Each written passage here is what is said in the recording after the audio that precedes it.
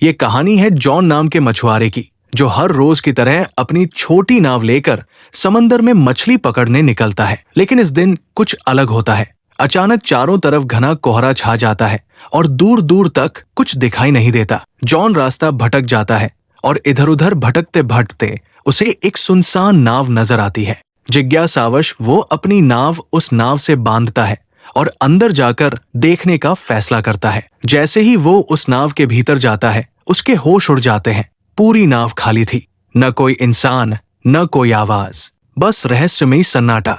John जब उस रहस्यमयी नाव में गया तो सब कुछ बिल्कुल सामान्य लगा। खाना ताजा था, कपड़े करीने से रखे थे और हर जगह इंसानी मौजूदगी के संकेत थे। लेकिन वहां कोई था नहीं। वो नाव को चालू करने की कोशिश करता है, पर इंजन काम नहीं करता। इतने विशाल समुद्र में अकेली और खाली नाव देखकर जॉन हैरान रह जाता है। वो दूरबीन से चारों ओर देखने की कोशिश करता है, शायद कोई पास में हो, लेकिन घना कोहरा सब कुछ ढक चुका था। निराश होकर वो कंट्रोल रूम लौटता है और वहां पड़ा रेडियो ऑन करता है, मदद के लिए कोई संकेत भेजने के इरादे से। जॉन ने रेडियो पर संदेश भेजा, ये नाव समंदर में फंसी है, कोई सुन रहा हो तो जवाब दे। संदेश भेजने के बाद उसने सोचा कि अब अपनी छोटी नाव से लौट जाना चाहिए। लेकिन जब वो बाहर आया तो उसकी नाव वहां नहीं थी, जबकि उसने उसे अच्छे से बांधा था। उसकी हैरानी और बढ़ गई जब देखा कि अब चारों ओर फैला कोहरा भी अचानक साफ हो गया था और आसमान एकदम खुला था। अब दोपहर का समय हो चुका था। जॉन को समझ नहीं आया कि ये सब क्या हो रहा है। वापस लौटने का कोई और रास्ता न देख वो उसी खाली जहाज पर लौट आया और नक्शे के सहारे रास्ता ढूंढने लगा। जॉन अब ये समझने की कोशिश करता है कि वो आखिर है कहाँ और अपने घर कैसे लौट सकता है। परेशानी ये थी कि उस रहस्यमयी नाव का इंजन खराब था। अगर उसे बचना था तो किसी भी हाल में इंजन को ठीक करना ही था। वो पूरे जहाज में टूल बॉक्स तलाशता है और कड़ी मेहनत के बाद इंजन ठीक कर लेता है। उसके लिए ये एक बड़ी राहत थी। अब नाव चालू हो चुकी थी और दिशा भी धीरे धीरे समझ आने लगी थी। लेकिन खतरा टला नहीं था। जॉन कंट्रोल रूम में जाकर फिर से रेडियो से संपर्क करता है, मगर इस बार भी कोई जवाब नहीं आता। सब कुछ अब भी रहस्य में डूबा था।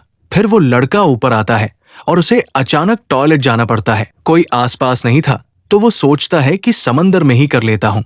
जैसे ही वो किनारे जाता है, अचानक किसी ने पीछे से उसे धक्का दे दिया। वो सीधा पानी में गिरता है। हालत बेहद खतरनाक थी, लेकिन उसने रील को पकड़कर किसी तरह खुद को डूबने से बचा लिया। हवा और पानी का दबाव इतना ज्यादा था कि वापस नाव तक आना मुश्किल हो गया, मगर उसने हार नहीं मानी, हिम्मत जुटाई और धीरे धीरे रील के सहारे खुद को खींचते हुए फिर से नाव पर चढ़ाया। इस सब के बीच उसका काम पूरा नहीं हो पाया तो वो दोबारा टॉयलेट जाने लगा। जैसे ही वो नीचे पहुंचा, अचानक किसी ने जोर से दरवाजा बंद कर दिया। जॉन ने पहले इसे हवा का असर समझा और ध्यान नहीं दिया, लेकिन जब बाहर निकलने की कोशिश की तो देखा कि दरवाजा अंदर से बंद हो चुका है। अब वो हैरान रह गया। उसने दरवाजा खोलने की हर कोशिश की, यहाँ तक कि जेब से एक सिक्का निकालकर ताले में फंसाकर भी खोलने की कोशिश की, मगर सब बेकार गया। अब उसे लगने लगा कि इस जहाज पर वो अकेला नहीं है, कोई है जो उसे परेशान कर रहा है, जो दिखता नहीं लेकिन हर वक्त मौजूद है। उसे लगने लगा जैसे कोई उसके साथ बेरहमी से खेल रहा हो। वो जोर से चिल्लाया, कृपया जो भी हो दरवाजा खोल दो, मैं कोई चोर नहीं, बस देखने आया हूँ। लेकिन कोई जवाब नहीं आया। अब उसे समझ आ गया कि मदद की उम्मीद बेकार है। वो कीबिन की तरफ बढ़ा और अंदर जाकर जो देखा उससे उसकी रूह कांप गई। वहां खून के धब्बे थे। डरावना माहौल था, पर उसने डर को नजरअंदाज किया और एक कैंची उठाकर दरवाजा खोलने की कोशिश की, लेकिन ताला अब भी नहीं खुला। तभी पूरी नाव जोर जोर से हिलने लगी, जैसे कुछ बड़ा होने वाला हो। जॉन बेहद घबराया हुआ था। तभी उसकी नजर ऊपर की एक खिड़की पर पड़ी। वो किसी तरह उस खिड़की से बाहर निकला और चारों ओर देखा। दूर से एक विशाल कार्गो जहाज उसकी ओर आता नजर आया। उसकी दिशा सीधी उसी नाव की ओर थी। जॉन को समझ आ गया कि अगर वो जहाज टकराया तो सब खत्म हो जाएगा। अब उसे हर हाल में अपनी जान बचानी थी। उसने सिग्नल देने का सोचा, लेकिन उसके पास कुछ था नहीं। उसने तुरंत अपनी शर्ट उतारी और जोर जोर से लहराने लगा ताकि कार्गो जहाज का कोई उसे देख सके। लेकिन अफसोस, इतने प्रयास के बाद भी किसी की नजर उस पर नहीं पड़ी। अब जॉन को किसी भी हालत में अपनी जान बचानी थी। अगर उसकी नाव आगे बढ़ती रही तो कार्गो जहाज से टकराकर सब खत्म हो सकता था। तभी उसकी नजर खिड़की के पास लटकी एक रस्सी पर पड़ी। उसके दिमाग में तुरंत एक आइडिया आया, अगर वो इस रस्सी का इस्तेमाल करे तो शायद जहाज को रोक सके। उसने जल्दी से रस्सी बांधी और बाहर फेंकी ताकि नाव की गति रुक जाए, लेकिन हालात और बिगड़ गए। रस्सी इंजन के पंखे में फंस गई और खींचते हुए बाथरूम के अंदर आकर उसके गले में अटक गई। उसका दम घुटने लगा। मरने की कगार पर पहुंचकर उसने हिम्मत दिखाई और एक औजार से खुद को आजाद किया। उसकी गर्दन पूरी तरह लाल पड़ गई थी। वो लगभग मर ही गया था, बट आखिरी पल में खुद को बचा पाया। रस्सी इंजन में फंसी थी, जिससे जहाज की रफ्तार थम गई, मगर ये काफी नहीं था। भारी कार्गो जहाज फिर भी उससे टकरा गया। जोरदार टक्कर से उसका जहाज बुरी तरह हिल गया और जॉन जमीन पर गिरकर बेहोश हो गया। उसके सिर में गहरी चोट लगी थी। कुछ देर बाद जब उसे होश आया तो उसने देखा कि बाथरूम पानी से भर चुका था, मगर सबसे हैरान करने वाली बात यह थी कि वो समुद्र का खारा पानी नहीं, बल्कि एकदम साफ और मीठा पानी था, जैसे कोई जानबूझकर उसे डराने की कोशिश कर रहा हो। वो एक बार फिर टूटकर भीख मांगता है, चाहे तुम जो भी हो, प्लीज मुझे जाने दो। लेकिन फिर भी कोई जवाब नहीं आता। अब वो भूखा, प्यासा और बेहद कमजोर हो चुका था। जैसे तैसे उसने बाथरूम की शावर से पानी पिया, लेकिन जल्दी ही महसूस हुआ कि पानी खत्म हो गया है। फिर जब उसने सिंक से पानी पीना शुरू किया तो हैरान रह गया। अब वो पानी खारा हो चुका था। उसे तुरंत समझ आ गया कि नाव में कहीं छेद हो गया है और समुद्र का पानी अंदर आ रहा है। ये नाव अब ज्यादा देर नहीं टिकेगी। वो घबराकर दरवाजा खोलने की कोशिश करता है, लेकिन लगता है किसी ने उसे बाहर से बंद कर रखा है। रात का समय था और ऊपर से दिखा कि कोई अदृश्य, शायद दुष्ट शक्ति इस नाव को नियंत्रित कर रही थी। पानी तेजी से बढ़ रहा था और जॉन थककर सो गया। रात में समंदर में भयानक तूफान आया, जिससे नाव बुरी तरह टूट गई और जॉन भी गंभीर रूप से घायल हो गया। सुबह जब उसकी आंख खुली तो पानी सिर तक पहुंच चुका था, सिर्फ चेहरा बाहर था। अब उसे लगने लगा कि बस कुछ ही पल बचे हैं। तभी अचानक कहीं से क्लिक की हल्की आवाज सुनाई दी, जैसे कुछ खुला हो। जैसे ही जॉन ने हैंडल घुमाया, दरवाजा जोर की आवाज के साथ खुल गया। पानी का दबाव इतना ज्यादा था कि दरवाजा टूटकर नीचे गिर पड़ा और इसी तरह वो बाहर निकलने में कामयाब हुआ। बाहर निकलते ही वो सीधा नाव की छत पर गया ताकि ताजी हवा में सांस ले सके, क्योंकि नीचे ऑक्सीजन लगभग खत्म हो चुकी थी।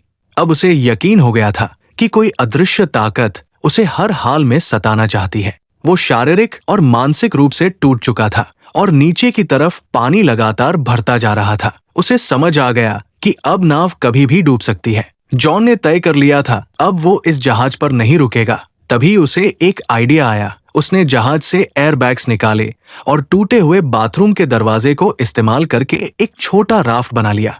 उसने सब कुछ मजबूती से बांधा ताकि राफ्ट टिक सके, लेकिन राफ्ट चलाने के लिए उसे कुछ और जरूरी सामान भी चाहिए था। उसने जहाज से खाना, पानी और जरूरी औजार जमा किए और खुद को पूरी तरह तैयार किया। फिर बिना पीछे देखे वो जहाज से उतर गया और राफ्ट पर सवार होकर धीरे धीरे समंदर में आगे बढ़ने लगा। वो राफ्ट पर था और उसके सामने वही बड़ी नाव अब भी खड़ी थी। कई घंटे गुजर गए, लेकिन न तो वो ज्यादा दूर जा पाया और न ही वो नाव डूबी, जिसे वो समझ रहा था कि 5 से 10 मिनट में डूब जाएगी। वो अब भी उसी हालत में थी। तभी उसके दिमाग में एक आइडिया आया, अगर ये नाव अभी तक नहीं डूबी तो क्यों न इसके रिसाव को ठीक कर लिया जाए।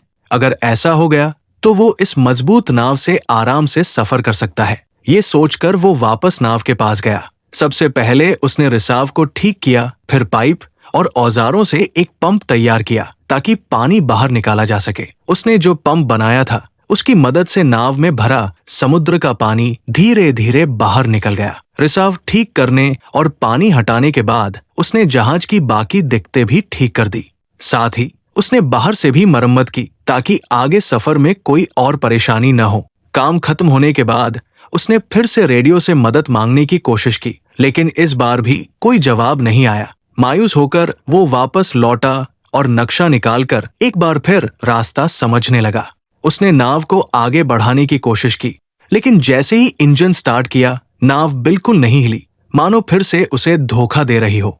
वो नाव एकदम स्थिर थी, जैसे पानी में जड़ हो गई हो, और यही सोच उसे अंदर से तोड़ रही थी। वो पूरी तरह थक चुका था, उम्मीदें खत्म हो रही थी। तभी दूर से उसने एक और जहाज आते देखा। अब उसके पास बस एक ही रास्ता था, अपने छोटे राफ्ट से उस जहाज तक पहुंचना। वो तुरंत राफ्ट पर चढ़ा और तेजी से उस जहाज की ओर बढ़ा। लेकिन तभी वो जहाज अचानक हिलने लगा और जॉन की तरफ तेजी से बढ़ने लगा, जैसे किसी ने उसे जानबूझकर उसकी ओर भेजा हो। जॉन ने अपनी रफ्तार बढ़ाई, लेकिन वो विशाल जहाज और भी तेज हो गया और ठीक इससे पहले कि वो जहाज उसे टकराता, जॉन ने आखिरी कोशिश की और अपने बोट से कूदकर उस दूसरी नाव तक तैरने का फैसला किया जो दूर जाती दिख रही थी। लेकिन जब तक वो वहां पहुंचा, वो नाव गायब हो चुकी थी। तभी उसे एहसास हुआ कि इस रहस्यमयी नाव पर कोई बुरी ताकत है जो उसे कहीं जाने नहीं दे रही। उसने सोच लिया था कि चाहे जान चली जाए, वो इस नाव पर वापस नहीं जाएगा। लेकिन शाम तक पानी में तैरते तैरते ठंड बढ़ने लगी। नीचे डॉल्फिन्स तैर रही थी, पर पानी का तापमान बहुत गिर चुका था। ठंड सहन न हो पाने पर मजबूरी में वो फिर उसी नाव पर लौट आया। वो इतना थक और बीमार हो चुका था कि कुछ सोच पाने की हालत में नहीं था। बस चुपचाप एक कंबल ओढ़कर कमरे में सो गया। सुबह जब उसकी आंख खुली तो उसने फिर से इस जहाज से निकलने का फैसला किया। लेकिन अब एक और झटका मिला। कमरे का दरवाजा बंद था। वो घबरा गया और धीरे धीरे मानसिक रूप से टूटने लगा। उसे कुछ समझ नहीं आ रहा था कि आखिर ये सब उसके साथ क्यों हो रहा है। तभी उसकी नजर कमरे में मौजूद एक छोटी सी केबिन पर पड़ी। उसने जैसे ही उसे खोला, ऊपर की ओर एक रास्ता नजर आया, एक वेंटिलेशन जिससे बाहर निकला जा सकता था। वो उस केबिन में घुस गया जो एक तंग स्टोरेज एरिया था। हर बार जब वो स्टोरेज एरिया से ऊपर चढ़ने की कोशिश करता, फिसलकर नीचे गिर जाता। गिरने से उसे कई चोटें भी आई, मगर उसने हार नहीं मानी। बार बार गिरते हुए आखिरकार वो फिर से ऊपर पहुंचा और उस वेंट की खिड़की को खोलने की कोशिश की। लेकिन वो टस से मस नहीं हुई। ऐसा लग रहा था जैसे उसे जानबूझकर सील कर दिया गया हो। अब वहां की ऑक्सीजन भी तेजी से खत्म हो रही थी। सांस लेना मुश्किल हो रहा था। नीचे का दरवाजा भी बंद था। वो वापस कमरे में नहीं जा पा रहा था। उसे लगने लगा कि अब यही उसका आखिरी समय है। लेकिन तभी उसने फिर से वही क्लिक की रहस्यमयी आवाज सुनी। जैसे ही केबिन की खिड़की क्लिक की आवाज के साथ खुली, जॉन बिना समय गवाए बाहर निकल आया। ताजी हवा ने उसे थोड़ी राहत दी। बाहर आकर उसने देखा कि नाव एक छोटे से द्वीप की ओर बढ़ रही थी। ये देखकर उसके मन में उम्मीद जगी कि शायद अब वो इस डरावनी नाव से हमेशा के लिए आजाद हो जाएगा। जैसे ही नाव किनारे पहुंची, वो फौरन उतर गया। उसे लगा कि इस द्वीप पर जरूर कोई है जो इस सब का जिम्मेदार है। गुस्से में उसने एक डंडा उठाया और द्वीप की तलाश शुरू की, लेकिन जल्द ही हैरान रह गया। पूरे द्वीप पर इंसान का कोई भी निशान नहीं था। अब जॉन फिर से गुस्से और डर से भर गया था। जैसे ही वो उस द्वीप से बाहर निकला, एक नया दृश्य उसकी आंखों के सामने आया। वही रहस्यमयी नाव जो उसे यहाँ लाई थी, अब शांत समंदर में आगे बढ़ रही थी, जैसे किसी और शिकार की तलाश में हो। ये देखकर जॉन को पूरी तरह यकीन हो गया कि ये नाव और ये द्वीप किसी बुरी ताकत के अधीन है। उसे अब हर हाल में यहाँ से निकलना था। उसकी जिंदगी अब भी बाकी थी। वो खोजबीन करता हुआ द्वीप की सबसे ऊंची चोटी पर पहुंचा और वहां से उसने दूर एक और द्वीप देखा। लेकिन वो इतना दूर था कि वहां क्या हो रहा है ये वो देख नहीं पाया। जैसे जैसे जॉन द्वीप पर घूमता रहा, वो धीरे धीरे पीछे की ओर आ गया। लेकिन जब वो वहां पहुंचा तो उसकी आंखें फटी की फटी रह गई। ये वही जगह थी जहां से उसकी यात्रा की शुरुआत हुई थी। सब कुछ वैसा ही था। वही उसकी पुरानी नाव ठीक उसी जगह बंधी हुई और वही लोग, जैसे कुछ बदला ही न हो। पूरा माहौल पहले जैसा था, जैसे कुछ हुआ ही नहीं। जॉन एकटक सब देख रहा था। उसे यकीन नहीं हो रहा था कि ये सब एक बुरे सपने जैसा लगने वाला अनुभव असल में उसके साथ घटा था। लेकिन अब सवाल उठता था, उसकी नाव वहां दोबारा कैसे पहुंची और इस द्वीप की सच्चाई क्या थी? जॉन जब द्वीप के पीछे पहुंचा तो हैरान रह गया। वही जगह, वही नाव, वही लोग, जैसे कुछ भी नहीं बदला।